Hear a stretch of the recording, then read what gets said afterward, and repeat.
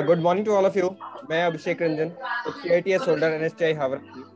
आज आप लोगों के सामने आया हूँ माइक ड्रॉप चैनल पे, और मैं अपने दर्शकों का स्वागत करता हूँ इस शो में, डिबेट शो में, एक हेल्दी डिबेट शो में, जहाँ हम मध्य वर्गीय लोगों के बारे में मध्य वर्गीय लोगों का की बातें रखेंगे। जैसा कि हमने देखा है इस कोरोना काल में मध्य वर्गीयों ने जितना सफर किया है, जितना परेशान वो हुए हैं, शायद ही मुझे लगता है कि किसी और ने भी सफर किया होगा। जैसे कि अपने परिजनों को खोना, पलायन करना, अपने जॉब तक को जाना, अपने बच्चों को घर पे बैठाना ताकि जिनको शिक्षा देने की इच्छा है अपने बच्चों की, वो पढ़े लिखे, वो उनके बच्चे घर पे बैठे रहे, और भी कई सारी परेशानियों का सामना किया है।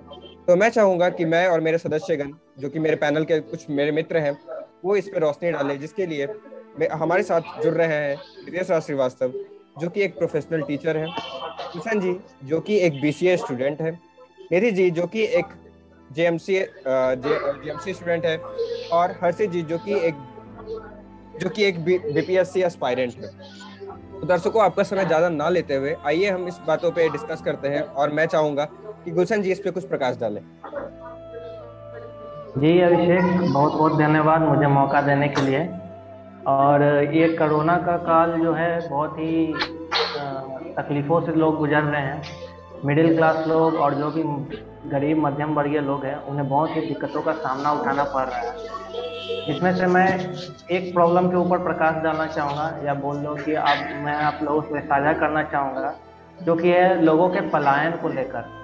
लोग क्या है कि जितने भी लोग काम काज के कारण दूसरे स्टेट में या दूसरे देश में जाकर काम कर रहे थे, आज लॉकडाउन की स्थिति ऐसी हो चुकी है कि उनका सारा जो काम काज है सब ठप हो चुका है, बंद हो चुका है। तो जिसके कारण लोग क्या है कि अपने घर पर एक सेफ फील करते हैं, जिसके कारण वो सारे लोग अपने घर को लौटना चाहते हैं। बहुत सारे लोग लौट भी रहे हैं और बहुत सारे लोग लौट नहीं पा रहे, क्योंकि जितने भी ट्रांसपोर्टेशन के माध्यम है वो अधिकतर बंद हो चुकी है, जिसके कारण या तो उनके पास दो ही रास्ते मिल रहे हैं, या तो वो लोग पैदल लौट रहे हैं, या तो वो वहीं फंसे रह जा रहे हैं जहाँ पर वो हैं। तो और जितने भी प्राइवेट कंपनियां हैं जो कि ऐसा फैसिलिटी प्रोवाइड कर रही हैं, लोगों को उनके घर तक पहुँचा रही हैं, लेकिन वो क्या है कि लोगों से हाई कॉस्ट पे उनको ट्रैवल करने का मौका दे रहे हैं। तो बहुत सारे गरीब और मध्यम वर्गीय लोग हैं जिनको ये हाई कॉस्ट के कारण वो वापस अपने घर को नहीं लौट पा रहे हैं। वो मजबूर हो जाते हैं घर को पैदल लौटने पे, जिसके कारण रोड एक्सीडेंट्स भी पिछले साल देखने को मिले थे कि बहुत सारे लोगों का एक्सीडेंट हुए थे ट्रक के नीचे आने पे या ट्रैक्टर पे। तो गवर्नमेंट को इस सारे जितने भी प्रॉब्लम्स है इस पर नज़र डालकर कुछ फैसिलिटीज़ प्रोवाइड करनी चाहिए प्रॉपर वे में, ताकि वो लोगों को पहुंच सके और वो अपने घर को सेफली जा सके। और जितने भी लोग हैं गरीब, वो गवर्नमेंट को सेपरेट ट्रांसपोर्टेशन का माध्यम लोगों को देना चाहिए, ताकि वो अपने घर को सेफली जा सके। और मेरा अंतिम गवर्नमेंट से ये रहेगा अनुरोध कि जितने भी लोग कोरोना वॉरियर्स हो, या फिर जो नर्सेज हैं, डॉक्टर्स हैं, पुलिस हैं, वो अपने ऑफिसेस हॉस्पिटल्स को भी जा सके टाइमली। इसलिए सरकार को क्या करना चाहिए कि अपने सिटी भर में ही कुछ ऐसे छोटे मोटे पब्लिक ट्रांसपोर्ट सेवा को चालू करने चाहिए, स्पेशली उन फ्रंट लाइन वॉरियर्स को लेकर, ताकि जितने भी इमरजेंसीज वर्क हैं वो रुके ना उनके ना पहुंचने के कारण। तो ये सारे कुछ प्रॉब्लम्स थी जिन पे मैं सरकार की नज़र डालना चाहूँगा और वो इन पे बढ़ सके। धन्यवाद जी। शुक्रिया गुलशन जी, आपने अपनी बातें बहुत ही अच्छी तरीके से हमारे दर्शकों के सामने रखी। आशा करता हूँ कि उन्हें आपकी बातें पसंद आई हो। अब मैं रिक्वेस्ट करूंगा रितेश राज जी से इस बातों पे कुछ प्रकाश डालें। धन्यवाद अभिषेक, मुझे मौका देने के लिए। जैसे कि अभी गुलशन जी ने पलायन के विषय में अपनी बात रखी, बहुत बखूबी रखी। इसके लिए एक मेरा छोटा सा विचार था, फिर मैं अपनी बात को भी आगे रखूंगा। जिस राज्य में भी दूसरे राज्य के लोग हैं, अगर उसी राज्य के सरकार वहीं पर लोगों के लिए रिहेबिलिट सेंटर्स बना दे और वहीं पर उनके रहने खाने पीने का इंतजाम कर दे, तो बहुत हद तक उनकी समस्याओं का समाधान हो सकता है। क्योंकि बहुत सारे मजदूर जो दूसरे जगह से हमारे राज्य में या दूसरे राज्यों में जा रहे हैं, वो अपने अपने साथ संक्रमण भी लेते हुए जा रहे हैं। शायद सरकार इस पर अगर काम करे तो काफी अच्छा हो सकता है। ये कोरोना महामारी का दौर जो आ रहा है हमारे साथ पिछले साल 2020 से, जिसे हम लगातार झेलते आ रहे हैं, अभी भी झेल रहे हैं, इसमें मध्यम वर्गीय और निम्न वर्गीय परिवारों को, लोगों को बहुत सारी मुसीबतों का सामना करना पड़ा है। पहली समस्या तो जो इन्हें झेलनी पड़ी है वो है इनके जॉब का जाना। कई जो मध्यम वर्गीय लोग हैं जो प्राइवेट एम्प्लॉयड है, उन्होंने अपना जॉब खो दिया है क्योंकि ऑफिसेस खुले हुए नहीं हैं, लोग उतने ज़्यादा वर्किंग हैंड्स के साथ काम नहीं कर रहे हैं। तो जो संस्थाएं हैं, जो भी है प्राइवेट संस्थाएं, वो लोगों को सैलरीज देने में असक्षम है, वो उनको दे नहीं पा रही है, जिनकी वजह से लोगों को जॉब से या तो हटाया जा रहा है या फिर उन्हें बहुत कम सैलरी पर रखा जा रहा है, 50 या 70%, जो कि उनके पालन पोषण के लिए, उनके घर चलाने के लिए बहुत बहुत बहुत ज़्यादा ही कम है। क्योंकि अधिकतर मध्यम वर्गीय लोग किराए के मकान में रहते हैं, तो इस वजह से उन्हें किराए का भुगतान करने में ही बहुत ज्यादा दिक्कत आ रही है। और ऐसा हमने कई बार सुना है, पिछले साल से लगातार हम लोग सुनते चले आ रहे हैं कि जो मकान मालिक है, लैंडलॉर्ड्स है, वो इनके किराए माफ नहीं कर रहे हैं। भावनाएं और संवेदनाएं कहीं ना कहीं ये गायब नजर आ रही है। साथ ही अगर उनके परिजन बीमार पड़ जा रहे हैं तो चिकित्सीय सुविधा इतनी महंगी है कि वो उनको अफोर्ड ही नहीं कर पा रहे हैं।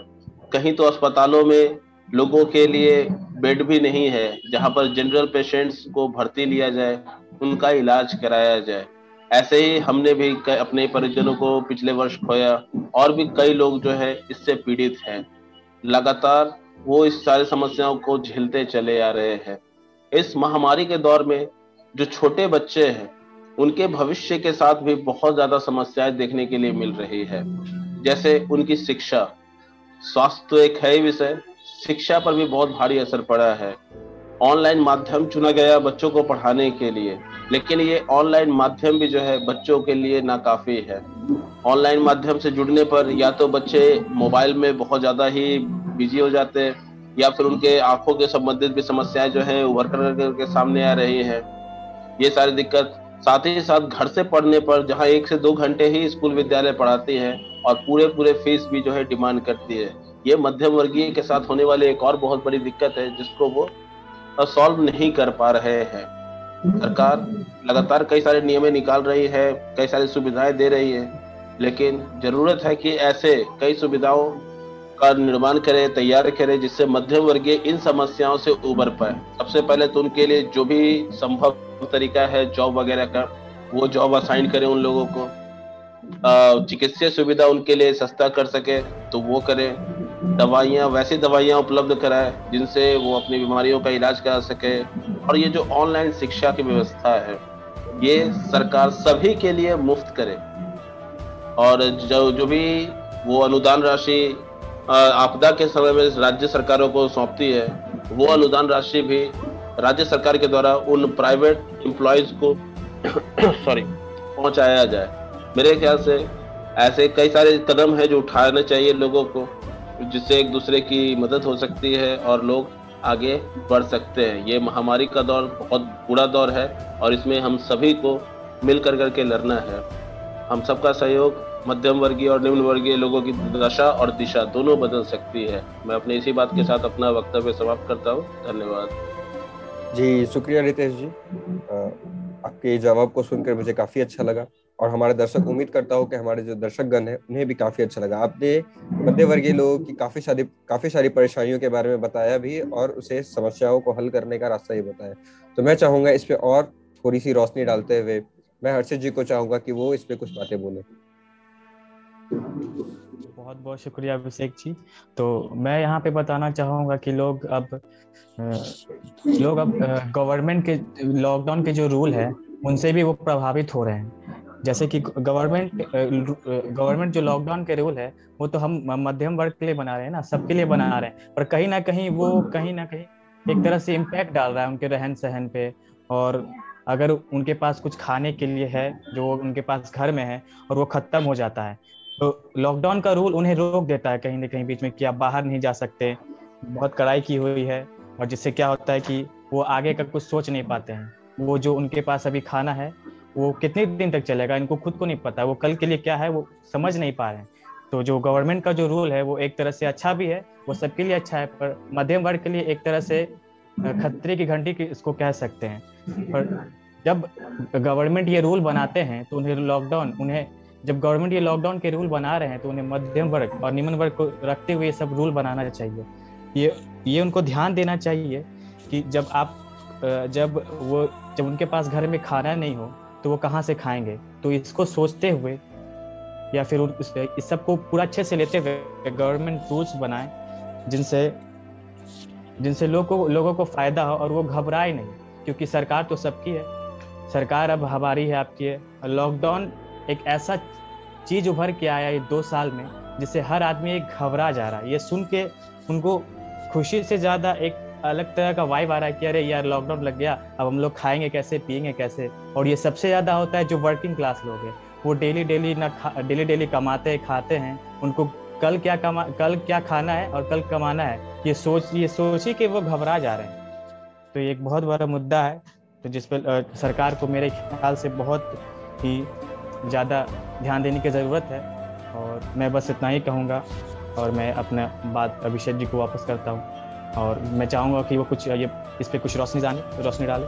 सो थैंक यू जी। शुक्रिया हर्षित जी, आपने बहुत अच्छी बातें बोली और इसके लिए भी शुक्रिया कि आपने मुझे ये मौका दिया और मैं चाहता हूँ कि मैं अपने दर्शकों तक अपनी बातें पहुँचा सकूँ। तो जहाँ तक अभी तक हमारे शो में डिस्कशन हुआ है और हमारी बातें हुई है, तो उससे मुझे लगता है कि कहीं ना कहीं जो मध्य वर्गीय लोग हैं या फिर जो गरीब लोग हैं, कहीं ना कहीं उनके दिमागों पर भी असर पड़ा है इस बातों का। कई तौर पे वो मानसिक हताश भी हुए हैं, निराश भी हुए हैं, क्योंकि जॉब जाना, एक फाइनेंशियल क्राइसिस होना, अपने परिजनों को खोना, खाने में दिक्कत होना, खाना अगर उनके पास स्टॉक नहीं है खाने के लिए और वो बाहर जाके ला नहीं सकते, वो अपने बीवी बच्चों को और परिवार के और माता पिता लोगों को क्या खिलाएंगे और कैसे उनका भरण पोषण करेंगे।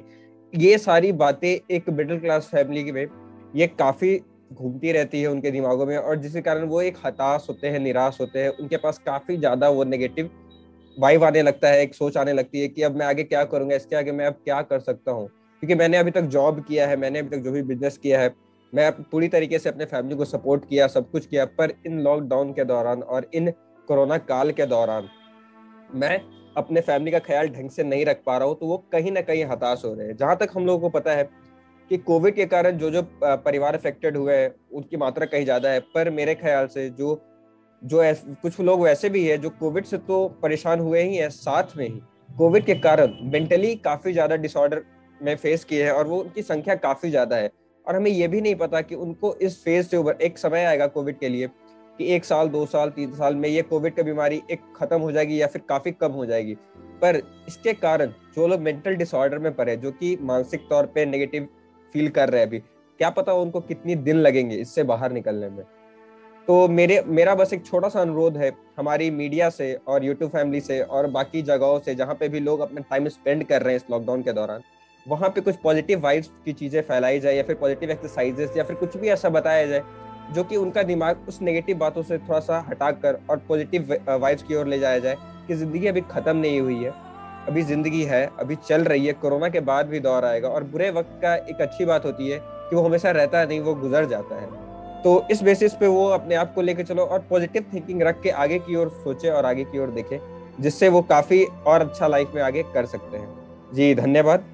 अब मैं चाहूंगा कि आगे की बातें निधि जी इस पे प्रकाश डालें और इस शो का समापन भी करें। जी बहुत बहुत धन्यवाद अभिषेक जी, आपने मुझे ये बहुत ही अच्छा मौका दिया कि मैं अपनी व्यक्ता को आप लोगों के सामने रखूं। जो आज हम बात कर रहे हैं कि what we want to government, हमें गवर्नमेंट से क्या चाहत रखना चाहिए और गवर्नमेंट को हम पब्लिक को क्या देना चाहिए। आज का ऐसा दिन चल रहा है, लॉकडाउन चल रहा है, कोरोना महामारी चल रहा है। कोरोना महामारी का सबसे अच्छा उपाय है कि लॉकडाउन, इससे संक्रमण की चेन को तोड़ा जा सकता है, ये बहुत ही अच्छा उपाय है। लेकिन लॉकडाउन जो हुआ है उससे सबसे ज्यादा प्रभावित मध्यम वर्ग और निम्न वर्ग के लोगों की हुई है। तो उसमें उन्होंने क्या क्या फेसेस किए, बहुत सारी प्रॉब्लम फेसेस किए हैं। जैसे बहुत लोग को जिसका पर डे का इनकम आता है उसी से उनका घर चलता है। जो कोरोना महामारी इस लॉकडाउन में उनका वो भी खत्म हो गया, उन्हें खाने के लिए प्रॉब्लम आ गया है, बहुत ऐसा कुछ मुसीबतें को झेलते हुए वो आगे बढ़ रहे हैं। कई लोगों ने हॉस्पिटल में बेड नहीं मिलने की वजह से वो मर रहे हैं, अपनी जान गंवा रहे हैं। क्यों ऐसा क्यों हो रहा है? हमारे देश में ऐसा बन रहा है कि स्टैचू ऑफ यूनिटी बन रहा है। क्यों? हमें वो नहीं चाहिए। हमें देश का सबसे बड़ा स्टैचू ऑफ यूनिटी नहीं बनाना है, देश में सबसे बड़ा ऐसा हॉस्पिटल बने, ऐसा सोच रखना है। क्यों अभी बहुत सांसद भवन बनाने की बात हो रही है, सांसद भवन बनी, उसकी क्या जरूरत है? अभी कोरोना महामारी अभी 1 साल से चलती हुई आ रही है। 1 साल में अगर हम ऐसा सोच भी रखते कि हाँ अभी हॉस्पिटल को बहुत ऐसे लोग को नहीं मिल रही है बेड, उसकी वजह से मर रहे हैं, तो 1 साल में अभी हॉस्पिटल बन जाती और बहुत लोगों की जान भी बच सकती थी। हम अगर अभी इस पीरियड्स में देखे जाएंगे तो अयोध्या में जो राम मंदिर बन रही है उसके लिए सरकार लोगों से चंदा मांग रहे हैं, तो लोग उसमें डोनेट कर रहे हैं, ऐसा नहीं है, वो कर रहे हैं। लेकिन सरकार हमसे हॉस्पिटल के लिए भी चंदा मांगते तो हम जरूर से जरूर देते। और WHO के अनुसार देखा जाए तो 1000 पेशेंट में, 1000 पॉपुलेशन में सिर्फ 1 डॉक्टर है। लेकिन ऐसा है क्या हमारे इंडिया में? जी नहीं, बिल्कुल नहीं है, ऐसा नहीं है। 1700 पेशेंट में सिर्फ 1 डॉक्टर है, तो ये ऐसा क्यों हो रहा है? इस पे थोड़ा सोच डालना चाहिए, इस पे थोड़ा आर्थिक व्यवस्था को ज़्यादा इंक्रीज करना चाहिए। जो हमें लगता है कि नहीं अभी ऐसा हो रहा है, तो जिस प्रॉब्लम हो रहा है उसको थोड़ा एक बार देखना चाहिए। और हमारी बातों को ध्यान में रखते हुए गवर्नमेंट से यही अपील करूंगी, गवर्नमेंट से, सभी लोगों से, हमारे साथियों, हमारे दोस्त जो इस वीडियो को देख रहे हैं, अपील करूंगी कि इसे थोड़ा ध्यान में रखें और इसे आगे बढ़ाएं और मेरी बातों को थोड़ा ध्यान रखें। धन्यवाद। आपने अभी हमारे मित्र हर्षित जी, अभिषेक जी, गुलशन जी और रितेश जी को सुना, जिन्होंने बहुत ही अच्छे ढंग से अपनी बातों को हम सबके सामने रखा। बाकी सभी उपस्थित सदस्यों ने भी अपनी राय अच्छे से रखी और जरूरी चीजों के बारे में विस्तार पूर्वक बताया।